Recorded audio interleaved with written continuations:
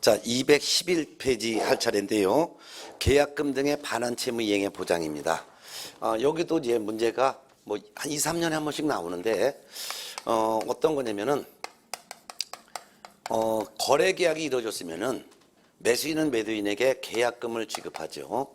뿐만 아니라 중도금 또는 잔금도 지급을 해야지만 등기를 이전받을 수 있어요. 그런데, 매수인이 매도인에게 등기 이전 받기 전에 그 아직은 등기가 매도인 명의로 돼 있단 말이에요. 이런 걸 기하로 해서 매도인이 이중으로 남한테 팔아버리고 도망가는 불상사가 있죠. 그렇게 된다면은 매수인은 자기가 줬던 계약금, 중도금 어디서 돌려받을 방법이 없단 말이에요. 그래서 이런 거를 보장하기 위해서 이런 돈을 매도인이 매수인에게 등기 넘겨줄 때까지 매수인이 매도인에게 준 돈을 매도인이 직접 받는 게 아니라 이걸 은행 등에 보관하는 제도가 있어요. 이를 예치 제도라고 합니다. 이 계약금 등의 예치 제도를 여러분 책에서는 계약금 등의 반환 채무 이행의 보장이라고 한 거예요. 예를 들면은 자, 갑이란 계공의 중개를 통해서 매도인 A와 매수인 B가 매매 계약을 체결했다라고 가정해봐요. 예를 들어서 5억 원의 매매 계약을 체결했다라고 가정을 합니다. 계공의 중개로. 그럼 이 5억 원이라는 이 돈을 매수인은 매도인에게 줘야 되고, 그 다음에 매도인은 돈 다 받으면 등기를 이전해 줘야 되죠. 근데 이 매매 계약을 체결했을 때 5억 원이라는 매매 금액을 계약금 쪽으로 얼마 주고 중도금 쪽으로 언제 주고 잔금 쪽으로 언제 주기로 하는 그런 계약을 하죠. 그래서 계약금 쪽으로 2천만 원을 계약을 1월 10일 날 했는데 1월 10일 날 계약금조로 1월 10일 날 2천만 원을 준다. 그 다음에 중도금조로다가 3억 8천만 원을 예를 들어서 예를 드는 거예요. 뭐 2월 10일 날 준다. 그리고 잔금 1억 원을 뭐 3월 10일 날 준다. 이런 계약을 체결했다 가정해봐요. 그런 경우 매수인이 매도인에게 계약할 때 2천만 원 줬다. 그리고 2월 10일 날 3억 8천도 줬다. 그럼 4억 원이 전달됐죠. 그렇지만 이 중도금까지 전달됐다 하더라도 매도인은 매수인에게 소유권을 이전해 주지 않습니다. 소유권 이전은 요 잔금까지 다 받아야지만 소유권 이전해 주겠죠. 근데 이와 같이 계약금, 중도금만 받은 상태에서 못된 매도인 A가 이 부동산을 C라는 사람에게 또 팔아요. 또 팔아먹는데, 이래서 금매로 해서 4억 원의 금매로 매매 계약을 체결했다 해봐요. 언제? 예를 들어서 2월 13일 날쯤에. 그리고 이 돈을 한꺼번에 다 4억 원을 다 줬어요. 4억 원을.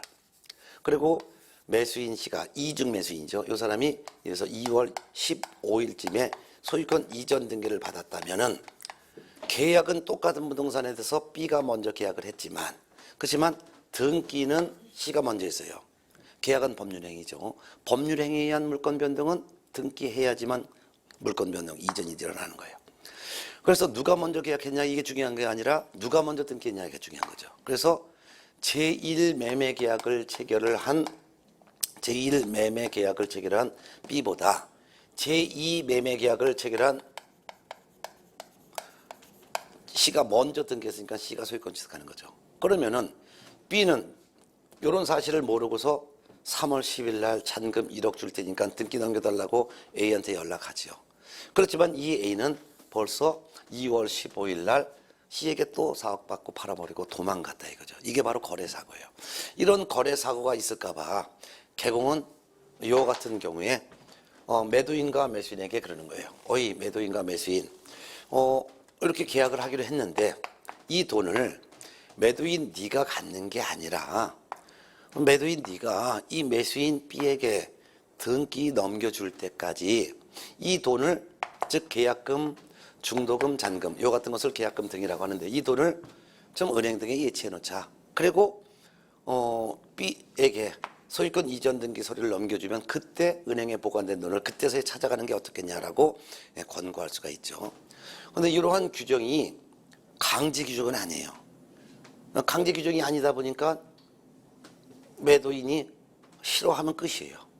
그렇기 때문에 실제로 우리나라 부동산 거래에서 매도인이 자기가 받을 돈을 등기 넘겨줄 때까지 은행에 보관하는 경우가 한 명도 없죠. 그래서 있으나 마나한 법 규정이에요. 이거. 그렇지만 만일 등기 넘겨줄 때까지 매도인이 자기가 받을 돈을 은행 등에 딱 보관해 놓는다면 거래 사고를 막을 수 있는 좋은 기능이 되겠죠. 그렇지만 이건 강제 규정이 아니고 예치해야 될 의무는 없고 예치해도 되고 하지 않아도 되는 임의 규정에 불과한 거죠. 그래서 요 같은 내용이 211페이지 조문에 한번 읽어보겠습니다. 조문 다지기 한번 볼까요? 31조 계약금 등의 반환 채무 이행의 보장 1항 개공은 거래의 안전을 보장하기 위하여 즉 매도인이 이중으로 팔아버리고 도망가는 불상사를 막기 위해서 필요하다고 인정하는 경우에는 거래계약의 이행이 완료될 때까지 거래계약의 이행이 완료될 때까지라는 것은 매도인이 매수인에게 등기소리 넘겨줄 때까지 그 말입니다. 계약금이나 또는 중도금이나 또는 잔금 이와 같이 계약금 또는 중도금 또는 잔금을 계약금 등이라고 합니다. 계약금 등을 개공 또는 대통령령이 정하는 자 명의로 금융기관 또는 제42조 규정에 따라 공제사업을 하는 자, 협회를 말하는 거죠. 또는 그 밖에 금융투자업에 관한 법률에 따른 신탁업자 등에 예치하도록 거래 당사자에게 공고할 수 있다. 2항 제1항 규정에 의하여 계약금 등을 예치한 경우 매도인 또는 임대인 등 계약금 등을 수령할 수 있는 권리가 있는 자는 당해 계약을 해지한 때 계약금 등의 반환을 보장하는 금융기관 또는 보증보험회사가 발행하는 이런 보증서를 계약금 등의 예치명의자에게 교부하고 미리 수령할 수도 있다.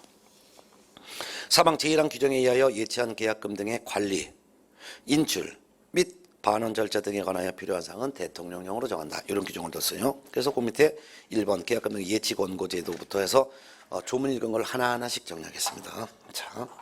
자 그러면 이제 지금까지 한 거를 이제 이런 내용을 가지고 하나하나씩 정리할 거예요. 그러면 계약금 등의 예치 제도.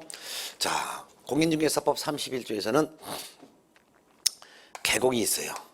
개공은 거래의 안전을 보장하기 위해서 필요하다고 인정할 때는 매도인, 매수인 이와 같은 거래 당사자에게 이거 지울까요 다시 개공은 세 종류의 개공이 있죠. 법개공, 공개공, 부개공.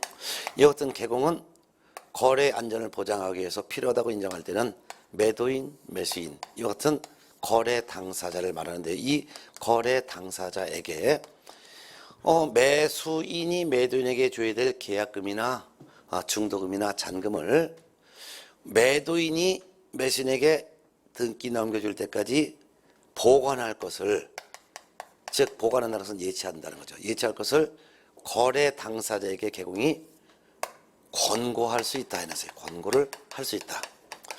권고를 할 수 있다는 것은 권고해도 되지만 권고하지 않아도 상관없다 이거죠. 그래서 이중 매매하고 도망가는 불상사를 막기 위해서 개공이 거래 안전을 보장하기 위해서 돈을 보관할 것을 권고할 수 있다 해놨어요. 권고하지 않아도 돼요. 권고해도 되지만 권고하지 않아도 상관없다 그 말이죠. 시험에서는 권고해야 한다 하면 틀리는 거예요. 권고해야 한다가 아니라 할 수도 있다 이거죠. 근데 설령 예치 권고를 만일 했다 하더라도 보관할 것을 보관하도록 권고했다 하더라도 거래 당사자는 이 돈을 보관할 의무는 없어요. 그러니까 예치해야 될 의무는 없다 이거죠. 예치할 의무는 없다. 그런데 보관할 의무가 없다는 것은 보관해도 되고 보관하지 않아도 상관없다 그 말인데 만일 보관한다면 거래 사고를 막을 수 있는 아주 좋은 기능이 되죠. 매도인이 받을 돈을 매도인이 갖고 있는 게 아니라 은행에 보관돼 있으니까 설령 매도인이 이중으로 팔아버리고 도망갔다 하더라도 매수인이 준 돈이 지금 매도인에게 전달된 게 아니라 은행에 안전하게 보관돼 있기 때문이죠. 그래서 보관이 된다면 거래의 안전이 보장이 되는 이런 효과가 발생한다 그 말이죠. 그런데 예치를 한다면 얼마를 보관해야 되냐? 예치하는 금액은 얼마를 보관해야 될까요? 또한 예치를 한다면 언제까지 보관할까요? 예치하는 기간 언제까지 보관해야 될까요? 예치한다면 누구 명의로 예치해야 될까요? 즉 누구 통장에다가 보관해야 될까요? 또한 예치한다면 어디에다가 보관할까요? 예치하는 기관, 보관 장소는 어딜까요? 이런 게 문제가 발생되는 거죠. 예치를 한다면 예치하는 금액은 매도인이 인정하는 금액이에요. 그래서 매도인이 인정하는 금액만 보관해도 됩니다. 즉 계약금만 보관해도 되고 중도금까지 보관해도 되고 상관이 없다 이거죠. 그래서 계약금만, 중도금만 또는 잔금까지 다 등기 넘길 때까지 이런 금액에 전부를 예치해도 되고 또는 그중에 일부만 예치하는 것도 가능하다는 것이죠. 따라서 시험 질문항에 계약금 등을 예치하는 경우 중도금만을 예치할 수는 없다 해도 들려요. 중도금만 예치해도 되지만 계약금만까지 전체 예치해도 상관없는 거죠. 또한 예치를 한다면 예치하는 기간, 즉 보관하는 기간은 매도인이 마음대로 결정하는 것은 아니고 예치하는 기간은 그 이행이 완료될 때까지 예치해야 한다. 이행이 완료될 때까지 예치를 해야 된다는 거예요. 예치를 안 하면 어쩔 수 없지만 예치를 한다면 보관하는 것은 이행이 완료될 때까지예요. 이행이 완료될 때까지라는 것은 매수인이 매도인에게 모든 돈을 다 줬고 매도인이 매수인에게 등기 이전에 필요한 서류를 넘겨줄 때까지를 바로 이행이 완료될 때까지라는 거죠. 그래지면서 거래사고가 많은 거죠. 또한 예치를 한다면 예치 명의자 누구 통장에 예치해야 되느냐, 이게 바로 212페이지에 나와 있어요. 그래서 212페이지 계약금 등을 예치하는 경우부터가 나오니까 212페이지 212조. 그래서 예치하는 경우 1. 예치기간 및 예치금. 예치기간은 이행이 완료될 때까지. 예치하는 금액은 계약금, 중도금, 잔금의 전부 또는 일부. 그 다음에 이제 양가로 2번 예치 명의자. 누구 명의로다 예치하느냐 이거예요. 그 말은 누구 통장에다가 예치하느냐. 예를 들어서 계약금, 중도금에서 만일 4억 원을 예치한다고 만일 가정한다 봐요. 예를 들어서 4억 원을 예치한다면 누구 통장에다 보관하냐. 이는 개공 통장에 예치하거나 또는 대통령령이 정하는 자 명의로 예치해야 됩니다. 보관할 때 그 통장은 개공 통장에 보관하거나 또는 대통령령이 정하는 기관에다가 보관해야 된다는 거예요. 그러면 개공 이름이 갑이라면 갑개공 통장에다가 보관해도 되고 그 말이고, 또는 대통령령에서 정하는 기관에다가 보관해도 됩니다. 대통령령이 정하는 기관이라는 것은 6기관이 있어요. 이거를 시험장에 갈 때까지는 외워두셔야 되고 시험에 꼭 나오는데 지금 외울 수는 없고 나중에 시험장에 갈 때까지만 외우면 됩니다. 일단 은행법에 따른 은행 통장에다가 입금시켜 놔도 되고, 또는 공제 사업을 행하는 협회 통장에다가 보관해도 되고, 또는 신탁업자 통장에다 보관해도 되고, 신탁업자. 탁은 신탁업자를 말하는 거예요. 신탁업자. 자본시장과 금융투자업에 관한 법률에 따른 신탁업자가 있죠. 부동산 투자 신탁업자, 금융투자 신탁업자 있죠. 뭐 한국투자신탁, 주식회사 뭐 이런 거 있죠. 신탁업자. 또는 우체국, 최신관서입니다. 우체국 통장에다가 보관해도 되고, 또는 보험회사 통장에다 보관해도 되고, 그 밖에 계약금을 대신 보관하고 등기 이전 업무를 대신해주는 전문회사가 있어요. 부동산 학개론 한동균 선생님을 통해서 에스크로우업자를 배우셨을 텐데, 에스크로우업을 하는 에스크로우업자가 바로 돈을 대신 보관하고 등기도 대신 업무를 대신 다 도와주는 전문회사를 말하죠. 이를 에스크로우업자라고 하죠. 이같이 개공통장에 보관하거나 또는 은, 공, 탁, 채, 험, 전 이런 기관에 보관해야지 다른 기관에 보관하면 안 됩니다. 따라서 거래 당사자 명의로다가 보관할 수는 없어요. 즉 매도인 통장에다 보관한다 하면 그건 예치한 것이 아니라 오히려 매도인에게 그냥 지급한 꼴이 되죠. 따라서 매수인 명의로 보관한다. 이것도 안 되는 거죠. 매수인 통장에다 보관한다는 것은 이건 예치 자체를 하지 않은 것이죠. 소속 공인중개사라든가 중개보조원의 통장에다 보관하는 이것도 안 된다는 거죠. 그럼 변호사 통장에다 보관해도 되냐? 아니에요. 변호사 통장도 안 돼요. 뭘 믿어 이 사람들. 그래서 이런 사람들은 예치 명의자가 될 수 없고, 개공 통장에 보관하거나 또는 은행, 공제사업을 하는 자, 신탁업자, 최신관서, 보험회사, 전문회사 합쳐서 몇 개까지가 돼요? 7가지 기관 중 개공 또는 은공탁, 체험전 중에 하나의 명의로만 예치해야 된다는 거죠. 근데 보관하는 장소, 예치 기간은 제한이 없습니다. 따라서 금융기관에 보관해도 되지만 공제사업을 하는 협회에다 맡겨도 되고 신탁업자에다 맡겨놔도 되고 기타 등등등등 다른 어떤 기관에 보관해도 상관이 없다 이거죠. 그 예치기간을 외울 필요 없어요. 보관 장소는 특별한 장소가 없는데 보관할 때 누구 명의로 보관하냐 요거는 꼭 외워두시죠. 개공통장에 또는 은공탁 체험전 통장으로 보관해야 된다. 그렇지만 예치기간 즉 보관 장소는 제한이 없다. 제한이 없다는 것은 아무 기관에다가 맡겨놔도 상관없다 그 말이죠. 예. 그 다음에 양가로 4번 예치금의 사전 수령이라고 있어요. 만약 보관이 됐다면은 매도인은 이행이 완료되어야지만 예치된 돈을 찾아갈 수 있는 거예요.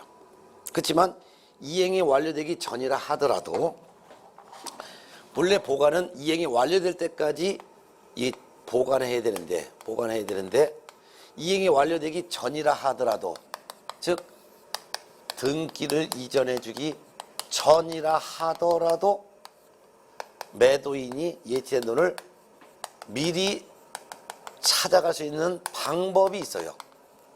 미리 찾아갈 수 있는 방법이 있어요. 매도인도 맨 처음에는 급한 돈이 필요한 게 없을 것 같아서 보관했는데 매도인도 다른 곳으로 이사 가려면은 자기도 이사 갈 집에 대한 계약금, 중도금 치러야 될 돈이 필요하더라 이거예요. 그래서 이행이 완료되기 전이라 하더라도 미리 찾아갈 수 있는 방법이 있는데 그 방법은 매도인이 금융기관이나 또는 보증보험회사를 찾아가서 보증서를 받아달라고 보증서를 발급해달라고 보증서를 발급을 요청하는 거예요. 보증서 발급 요청은 매도인이 금융기관 또는 보증보험회사 가서 내가 이행이 완료되기 전에 예치돈을 미리 찾아가려고 하는데 찾아간 이후 제가 다른 사람에게 이중으로 팔아버리고 도망가는 불상사가 있다면 보증서를 발급해준 금융기관이나 또는 보증보험회사가 금융기관 또는 보증보험회사가 대신 배상해주겠다는 약속이 기록되어 있는 이 보증서를 좀 전달해 주세요라는 거예요. 그러면 금융기관이나 보증보험회사가 그냥 보증서를 발급해 줄 리가 없지요.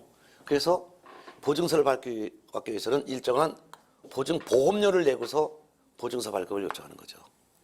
그럼 보증보험료 내가지고 보증서를 발급받아서 보증서를 받는 매도인이 이걸 갖다가 돈을 지금 보관하고 있을 때 누구 통장에 보관했냐. 개공통장에 보관돼 있으면 개공에게. 만일 은공탁 체험전에 보관 명의로 돼 있으면 이 사람에게. 즉 예치명의자에게. 예치명의자에게 이 보증서를 제출하는 거예요. 보증서를 제공하면은 예치명의자가 통장 갖고 있는 사람이니까 이 예치명의자가 예치기관인 금융기관에 가서 돈을 찾아가는 거예요. 돈을 찾아서 이 돈을 매도인에게 주는 거죠. 이와 같이 예치된 돈을 미리 찾아가려면 즉 이행이 완료되기 전에 미리 찾아가려면은 매도인은 금융기관이나 또는 보증보험회사에 가서 해당되는 보증보험료 내고 보증서를 발급받아 온다. 보증서 발급받아가지고 이 보증서를 매도인은 예치명의자에게 보증서를 교부한다. 보증서를 받은 예치명의자가 예치기관에 가서 예치된 돈을 인출해 온다. 인출한 돈을 이걸 갖다가 매도인에게 전달한다. 이런 식이 되는 것이죠. 예. 자, 그 다음에 교재 213쪽을 보면 양가로 본 개공명의로 예치하는 경우 거기가 아주 중요하고 거기다 별표를 2개 해놓으세요. 네. 자, 예치명의자는 개공명의로 예치해도 되고 또는 은공탁 체험전 명의로 예치해도 되는데 그 중에서도 만일 개공명의로 예치한다면 개업공인회사 통장에다가 보관한다면 개공에게는 3가지 의무가 있습니다. 즉 개공명의로 개업공인회사 명의로 돈을 보관한다면 예치하는 경우에는 개공에게 의무가 있어요. 개공에게 어떤 의무가 있는지 이게 아주 중요한 거죠. 예, 아주 중요한 거예요. 첫 번째는 개공은 자기 명의로 매도인의 돈을 보관할 때는 자기 소유 예치금과는 분리해서 관리해야 돼요. 분리해서 관리한다는 것은 개공 통장에다가 매도인의 4억 원을 입금시킨다면 개공이 지금 가지고 있는 기존의 통장에다가 보관하는 것이 아니라 새로운 통장을 하나 개설을 해서 보관하라 그 말이죠. 만일 개공이 지금 가지고 있는 기존의 통장에 보관한다면 그 통장이 월말 되면 카드 대금이 다 빠져나가는 통장이고 중개 보수를 받을 때도 기존에 갖고 있는 통장에 입금시키고 또 뭐 월세 이런 대금이 다 빠져나가는 기존의 통장에다가 매도인의 돈을 보관한다면 월말 되면은 개공의 카드 대금이 전부 다가 매도인의 돈에서 빠져나갈 수가 있죠. 그러니 개공 통장에다가 매도인의 돈을 보관할 때는 새로운 통장을 다시 만들어서 그 새로운 통장에다가 매도인의 돈을 보관해야 되는데 이를 자기 소유 이해증과는 분리해서 관리를 해야 된다 그 말이죠. 그뿐만 아니라 거래 당사자 동의 없이를 우리는 무단으로 그 말이죠. 무단으로 예치된 돈을 인출해서는 안 되는 거죠. 개공 입장에선 매도인의 돈이 자기 통장에 입금됐죠. 그렇다 하더라도 개공은 매도인의 돈을 마음대로 뺐으면 안 된다. 이게 바로 무단으로 인출해서는 안 된다. 그 말이 되겠죠. 그래서 동그라미 1번 분리관리 및 사전 인출 금지라는 게 그거예요. 두 번째는 개공 명의로 예치했을 때 개공은 거래 당사자 동의 없이 그 돈을 뺏으면 안 된다 했지만 견물생심이 생겨요. 매도인의 돈이지만 자기 통장에 4억 원 있으니까 매도인 입장에서는 이거 빼갖고 도망가고 싶은 생각이 막 든단 말이에요.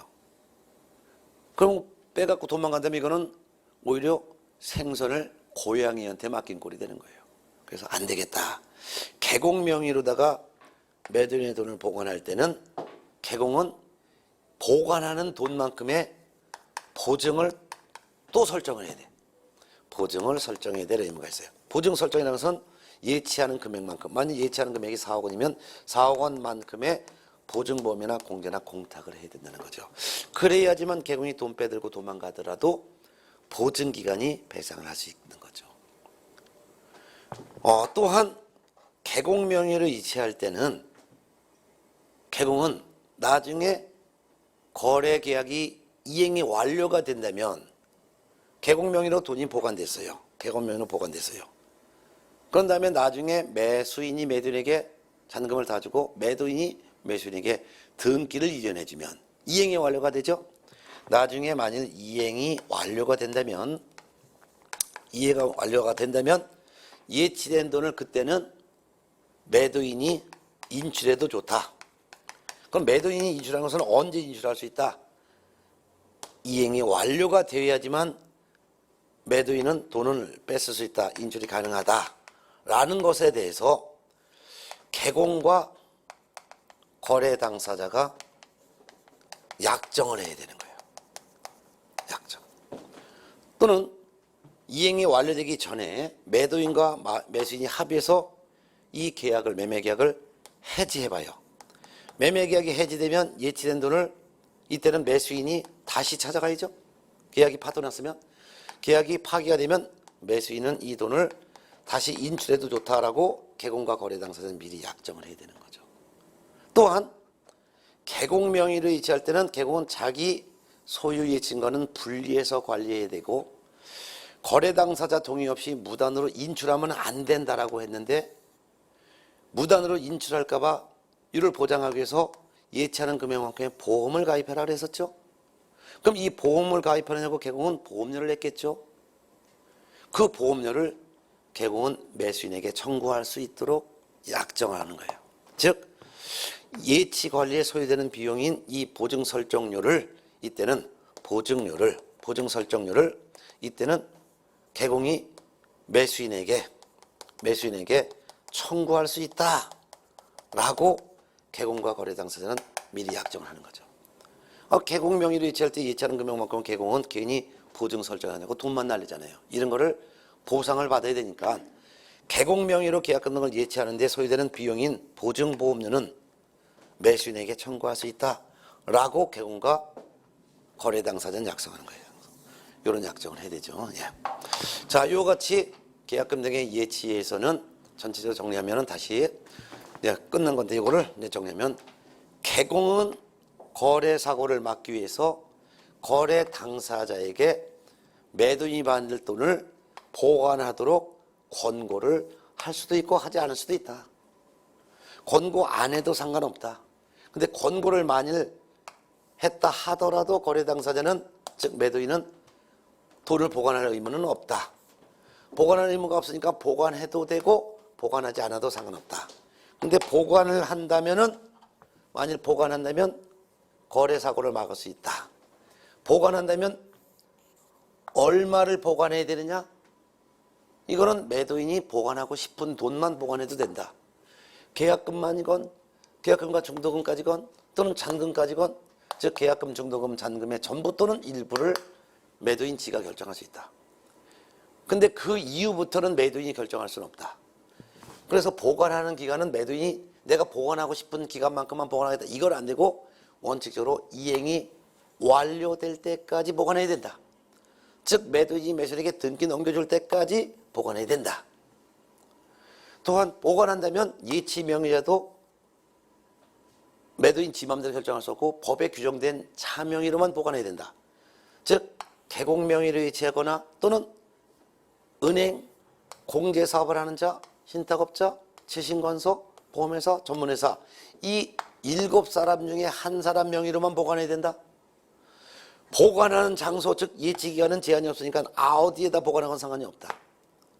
특히 돈이 보관되어 있다면 이행이 완료되기 전에는 미리 못 찾아가는 게 원칙이지만 다만 예외적으로 이행이 완료되기 전이라 하더라도 즉 등기 전해주기 전이라 하더라도 매도인이 그 돈을 미리 찾아갈 수 있는 방법이 있더라. 어떤 거냐? 매도인은 금융기관이나 보증보험회사에 가서 해당되는 보험료 내고 보증서를 발급받아오는 것이다. 이 보증서를 발급받아가지고 매도인은 통장 갖고 있는 예치 명의자에게 보증서를 주는 것이다. 그러면 통장 갖고 있는 사람이 보관장소에 가서 돈을 인출해서 매도인에게 돈을 주는 것이다. 특히 개공 명의로 예치를 해도 되고 은공탁 체험전 명의로 예치해도 되는데 개공 명의로 예치하는 경우에 한해서만 개공에게 3종류의 의무가 있더라. 개공 명의로 예치할 때는 개공은 자기 소유 예치인과는 분리해서 관리해야 되고 거래 당사자 동의 없이 무단으로 인출해서는 안 되며 보관하는 돈만큼의 보증을 설정해야 되고 나중에 거래 계약이 이행이 완료돼서 등기가 넘겨진다면 그때는 매도인이 그때서야 돈을 찾아갈 수 있고 중간에 계약이 해지되면 매수인은 그 돈을 다시 찾아갈 수 있다라고 약속을 하며 예치하는 데 소요되는 보증 설정료 요거는 매수인에게 청구할 수 있다라고 개공과 매수인은 약속을 해야 될 의무가 있다. 이런 것들이었죠. 네. 자, 이렇게 해서 계약금 등의 반환 채무 이행 보장 내용을 공부했어요. 자, 그러면은 이제 연속해서 개공의 이제 고생 끝에 낙이 오게 되는데 바로 219페이지 챕터 5 5장 개공의 보수가 나옵니다. 중개업을 하는 목적은 보수를 받기 위해서 중개업을 하는 건데 개공의 중개 보수 여기서 해마다 두 문제가 보통 나오고 있습니다. 두 문제를 출제돼요. 한 문제가 나오는 경우도 간혹 있지만 거의 해마다 두 문제씩 출제되고 있는데 한 문제는 이제 보수에 대한 설명 문제가 한 문제 내고 한 문제는 보수 얼마 받을까요? 라고 하는 중개보수 계산 문제가 또 한 문제가 나와서 두 문제가 출제가 되는데 잘 알아두셔야 돼요. 왜냐면 우리가 지지난주 설 전에 개공 등의 금지 행위라고 했었잖아요. 개공 등은 요런 행위를 해서는 안 된다 하면서 법정 보수 또는 실비를 초과해서 금품을 받아서는 안 된다. 만일 더 받으면 무효고 더 받은 거 돌려줘야 되고 돌려줬다 해서 끝나는 것이 아니라 등록관청은 등록을 취소할 수 있다. 뿐만 아니라 1년 이하의 징역 또는 1,000만 원 이하의 벌금형을 법원에서 형벌을 고할 수도 있다. 그렇기 때문에 법에 규정된 범위가 어떤 건지 이 범위를 정확하게 알아야지만 더 받지 않을죠. 그래서 더 받으면 안 되니까 더 받지 말아야 되는데 뭘 더 받지 말아야 되냐? 법에 규정되어 있는 범위를 초과해서 더 받지 말라 이거예요. 그러면 이를 우리는 법정보수라고 하는데 법정보수가 어떤 거냐? 즉 공인중개사법에 규정된 보수는 어떻게 받아야 되냐? 이게 법에 규정되어 있다 이거죠. 요걸 내용을 공부할 거예요. 219페이지 봅니다. 네. 제5장 챕터 5 개공의 보수. 자, 이 개공의 보수에 대해서는 여러분 책 219페이지에 일반적인 내용이 있어요. 보수 일반에 대해서는 제가 지금 판서를 통해서 쭉 정리해 드릴게요. 일단 개공의 보수의 종류는 두 종류가 있습니다. 첫 번째는 중개 보수가 있어요. 요거 받아요. 뿐만 아니라 추가로 실비도 받아요. 실비. 그래서 개공의 보수는 중개 보수와 실비 두 가지인데 요 두 가지의 보수를 개공이 받을 수가 있습니다. 그럼 이 중개 보수라는 것은 뭐냐면은 중개 대상물인 토건 입공광에 대해서 중개를 완성해 주었을 때 그 대가를 받아요. 이를 중개 보수라고 합니다. 중개 대상물 하니까 토지, 건물, 임목, 공장재단, 광업재단이고 중개 완성이니까 매매계약, 임대차 계약, 저당권 계약 등을 체결해 준 대가가 바로 중개 완성 대가인데 이를 거래 당사자로부터 각각 받습니다. 즉 매매 거래라면 매도인과 매수인으로부터 각각 받는 거죠. 근데 어떻게 받는다? 각각 받는데 공인중개사 법에 규정되어 있는 범위 안에서 받아야 되는 거예요. 만일 법정 범위를 초과해서 수수했다면, 즉 받았다면 이때는 초과 부분은 무효가 되는 거예요.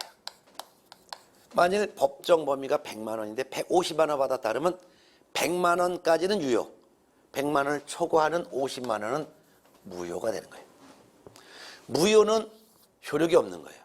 그러니까 초과해서 받은 거 요거는 그대로 부당이득금이기 때문에 의뢰인에게 반환을 해줘야 되는 거죠. 반환의 의무가 있는 거예요. 반환했다가 끝나느냐? 아니에요. 반환했다 하더라도 개공은 금지행위를 한 거예요. 그렇기 때문에 등록관청은 개공에 대해서 등록을 취소할 수 있어요. 등록을 취소할 수 있다는 말은 등록을 취소하거나 그렇지 않으면 6개월의 업무정지 처분하거나 둘 중에 하나 행정처분을 하게 된다 이거죠. 그뿐만 아니라 법원에서는 초과해서 받은 개공에 대해서 재판을 통해서 초과해서 받은 것이 입증됐다면 이 개공에 대해서 형벌을 과해요. 어떤 형벌을 과하느냐? 1년 이하의 징역형에 처하거나 또는 1천만 원 이하의 벌금형에 처하거나 이 둘 중에 하나로 처벌까지 한다는 거죠. 또 1원이라도 더 받으면 이렇게 처분도 받고 처벌도 받는다 이거죠. 그러니까 법정 범위가 뭔지를 정확히 알아야 되는 거죠. 이 법정 범위를 이제 공부할 거예요. 근데 개공은 중개 보수도 받지만 추가로 실비도 받아요. 실비라는 것은 중개 업무하면서 실제 지출된 비용이에요. 그 실비는 두 종류가 있는데 하나는 개공이 매수인에게 매도인의 물건을 설명을 하려면 먼저 매도인의 물건을 조사하고 확인해야죠. 소유자가 맞는지 등기부도 떼보고 소재지 면적을 확인하기 위해서 대장 등본도 떼보고 이런 물건을 조사 확인해 소요되는 비용을 받아요.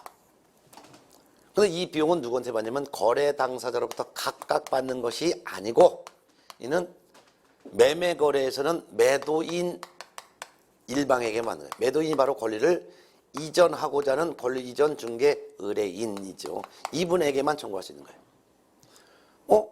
매수인에게 설명하느냐고 물건 조사했으니까 매수인에게 받는 게 아니냐 이렇게 생각할 수도 있죠. 그렇지만 아니야. 개공 없이 매도인과 매수인이 둘이 직접 거래한다면 매수인은 매도인의 물건을 궁금하면은 그냥 매수인이 매도인에게 물어볼 거예요. 그럼 매도인이 매수인의 질문을 답변해 줘야죠. 근데 중간에 개공이 개입돼 있다면 매수인은 자기가 사고 싶은 물건이 궁금하면 매도인에게 물어봐요. 매도인에게 물어봤더니 매도인이 그러는 거야. 내 대신 개공이 설명할 거야. 그냥 개공한테 물어봐 이러는 거예요. 그럼 개공이 설명하려면 매도인의 물건을 조사 확인해야 된단 말이에요. 이 조사 확인에 소요되는 등기부 발급 비용 이거를 갖다가 매도인에게 청구하는 거죠. 왜? 개공은 매도인을 대신해서 설명해 주니까 대신 설명해 주기 위해서 매도인의 물건 조사한 비용은 매도인이 부담하는 거죠. 요거 하나뿐만 아니라 또 하나 받을 수 있는데 그게 바로 계약금이나 중도금이나 잔금 등을 개공 명의로 보관하는데 소요되는 비용이 있어요. 우리가 방금 전에 개공 명의로 계약금 등을 예치할 때는 개공은 예치하는 금액만큼의 보증보험 등 보증을 설정하라 그랬어요. 보증을 설정하느냐고 보증보험료 낸 거 있어요. 그 보증보험료 이거를 거래 당사자로부터 각각 받는 게 아니고 계약금 등이 예치되면은 매도인이 혜택받는 거야. 매도인은 아무것도 혜택받는 게 없고 매수인만 혜택받잖아요. 그러니까 혜택을 받는 매수인에게 청구해요. 매수인이 바로 권리를 취득하려는 중개 의뢰인이 되는 것이죠. 이분에게만 청구하는 거죠. 근데 이와 같은 비용도 어떻게 받느냐? 이것도 공인중개사 법에 규정되어 있는 범위 안에서 받아야 됩니다 해놨어요. 그럼 법정 범위가 뭐냐? 이걸 오늘 공부할 거라 이거예요. 만일 법정 범위를 초과해서 받는다면 똑같이 금쟁에 해당돼요.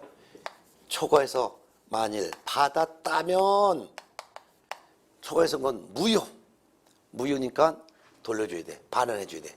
그리고 금쟁에 해당되기 때문에 이러한 제재를 받게 되는 거죠. 그래서 법정 보수를 초과해서 받건 또는 법정 실비를 초과해서 받건 초과해서 받은 건 무효. 돌려줘야 돼. 돌려줬어도 등록 취소당할 수 있고 징역이나 벌금형도 받을 수 있다 이거죠. 그럼 이 법정 범위를 지금부터 공부하는 거예요. 그럼 220페이지 넘어가서 221페이지 이제 중개보수부터 볼 거예요. 중개보수부터. 자, 그러면 교재 221페이지 제2절 중개보수 요거 정리합니다. 자, 중개보수에 대해서는요 개념 문제 다 생략하고 언제 받을 수 있는지에 대해서는 교재 222페이지 한번 보시면 반가로 3번 나와 있어요. 222쪽. 그래서 중개보수 받는 시기 요거 222페이지 중간에 보면 나와 있어요. 아주 중요하니까 별표하세요. 읽어볼까요? 반가로 3번 중개보수의 지급 시기. 중개보수의 지급 시기는 대통령령으로 정한다. 중개보수의 지급 시기는 개공과 의뢰인 간의 약정에 따르되 약정이 없을 때는 거래대금 지급이 완료된 날로 한다. 자, 중개가 완성이 돼야지만 중개보수를 받는데 중개 완성시켰다 해서 무조건 받느냐? 즉 거래계약 체결시켜주자마자 바로 받느냐? 아니, 그건 아니고 일단 중개보수를 받으려면 중개를 완성시켜 줘야 된다. 그리고 중개가 완성시켜 줬다는 것은 거래 계약을 체결시켜 주었다라는 건데요. 거래계약 체결시켜 줬다 해서 바로 받느냐? 그건 아니고 언제 받을 시 지급 시기는 개공과 의뢰인이 약정으로 정한다. 약정. 그래서 거래계약 체결하는 순간 즉 계약금만 받은 상태에서 보수받기로 약속했으면 그날 받아. 중도금 주고받는 날 중개보수도 지급하기로 했으면 그때 받아. 잔금 지급하기로 한 날 그날 중개보수 받는다면 그때 받아. 약정했으면. 그게 아니라 소유권 이전 등기까지 완전히 넘어가야지만 중개보수 받기로 약속했으면 그 약속한 날짜에 받아. 약정이 있으면 약정에 따른다. 근데 약정을 하지 않았다면 보수 지급하는 날짜를 약속하지 않았을 때는 이때는 거래대금 지급이 완료된 날. 이때 거래대금 지급이 완료가 된 그날이 바로 잔금을 지급하는 날을 말하는데 이날 받는 거예요. 시험에 꼭 나오니까 알아두셔야 돼요. 그런데 거래대금 지급이 완료된 날 이날 받는데 어떻게 받느냐? 받는 방법은 중개보수를 계산해서 받아요. 그럼 중개보수를 계산해서 받는데 어떻게 계산하냐? 계산하는 산식이 바로 오른쪽에 223페이지에 나와 있어요. 223쪽. 중개보수 계산 꼭 알아두셔야 돼요. 중개보수를 계산할 줄 알아야 돼.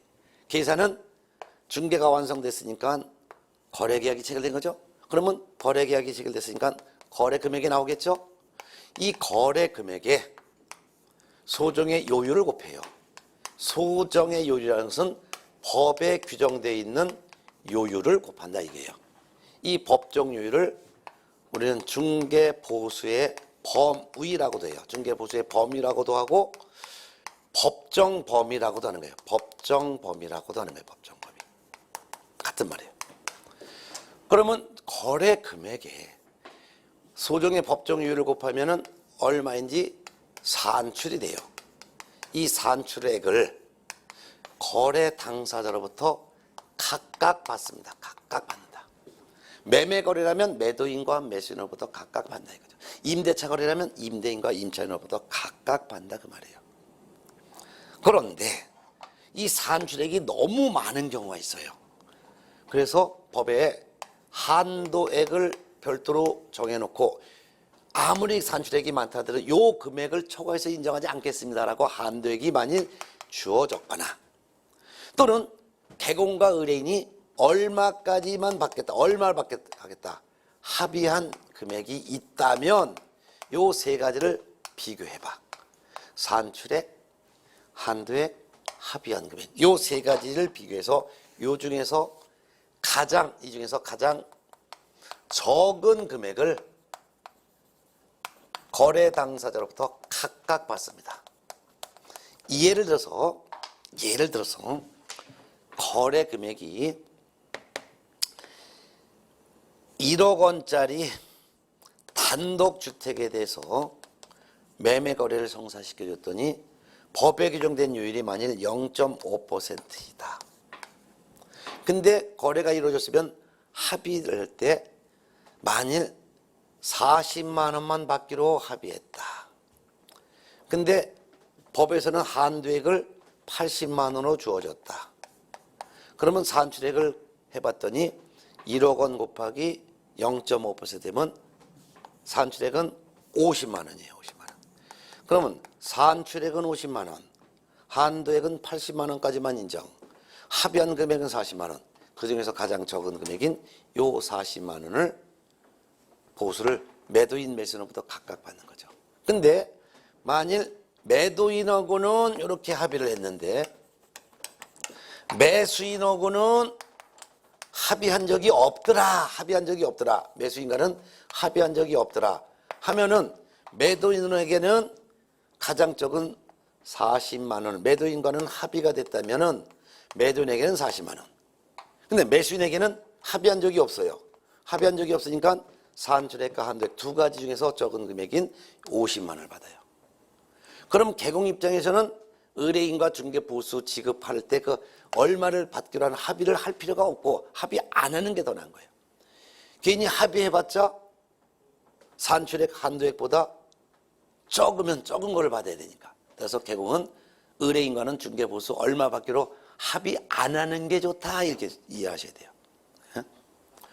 자, 그러면 거래 금액에다 이제 요율을 곱하여 산출액을 거래 당사자로부터 받는데 그렇다면 거래 금액이 뭐고 법정요율은 얼마인지 이걸 보는 거예요. 그럼 교재 보면은 223쪽 양가로 1번 거래 금액의 산정 기준이 나와 있어요.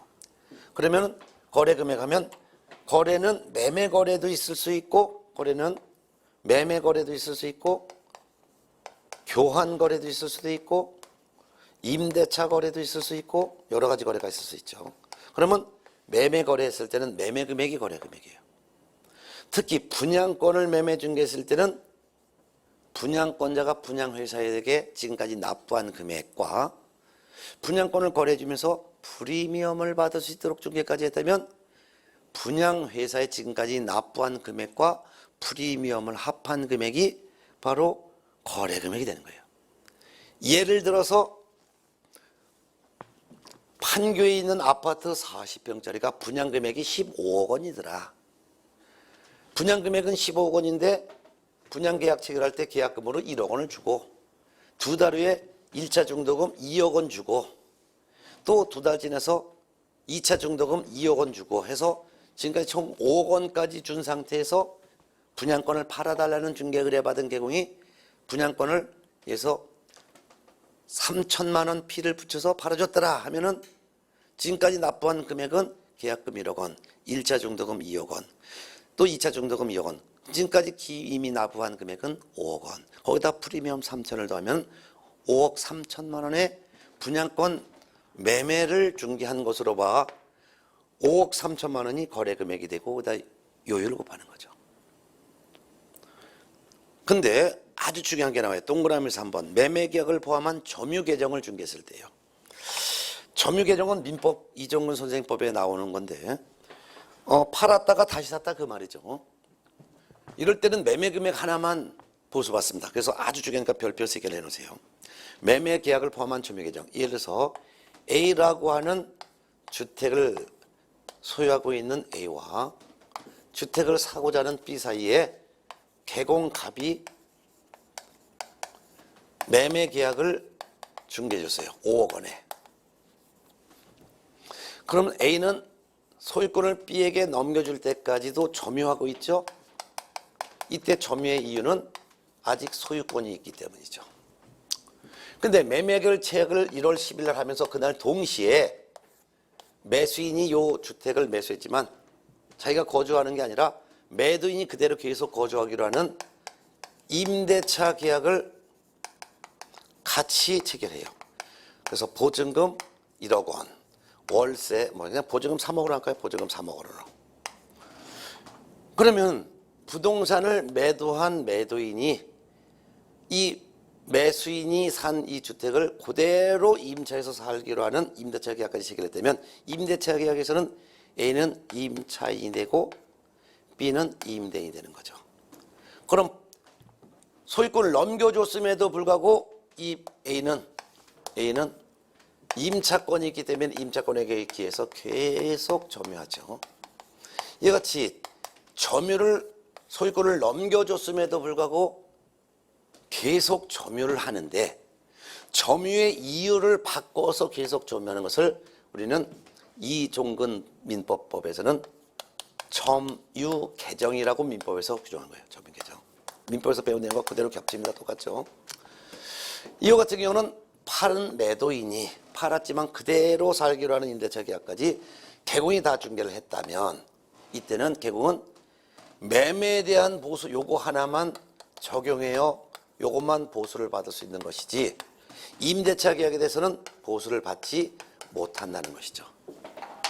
그래서 점유 개정이 이루어지려면 3가지 동일한 게 들어가야 돼요. 즉 동일한 물건에 대해서 두 번째는 2가지 계약을 중개했는데 2가지 계약의 당사자가 동일하고 그 다음에 매매계약과 임대차 계약 2가지 계약이 동일한 기회에 이루어진 거죠.